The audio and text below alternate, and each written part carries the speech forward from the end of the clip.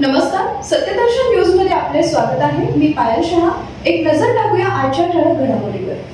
उद्धव ठाकरेंना कोर्टाचा झटका. महाराष्ट्राचे माजी मुख्यमंत्री उद्धव ठाकरे यांच्या विरोधातील तब्बल 17 वर्षांपूर्वीच्या मानहानी प्रकरणाला आता निर्णायक वळण मिळालंय. 2009च्या लोकसभा निवडणुकीदरम्यान दाखवण्यात आलेल्या कथित व्हिडिओ प्रकरणी दाखल करण्यात आलेल्या मानहानी खटल्याची सुनावणी अंतिम टप्प्यात पोहोचली असून 5 ऑगस्ट रोजी कल्याण न्यायालयात या प्रकरणाची महत्त्वाची सुनावणी होणार आहे. या सुनावणीत उद्धव ठाकरे यांचा कलम 313 अंतर्गत जबाब नोंदवला जाणार आहे. दिवंगत वसंत डावखरे यांनी 2009 मध्ये उद्धव ठाकरे, उपमुख्यमंत्री एकनाथ शिंदे, माजी खासदार आनंद परांजपे आणि रमाकांत देवळेकर यांच्या विरोधात मानहानीचा खटला दाखल केला होता. 22 एप्रिल 2009 रोजी झालेल्या प्रचार सभेत दाखवण्यात आलेल्या कथित व्हिडिओमुळे आपली प्रतिमा मलिन झाल्याचा आरोप डावखरे यांनी केला होता.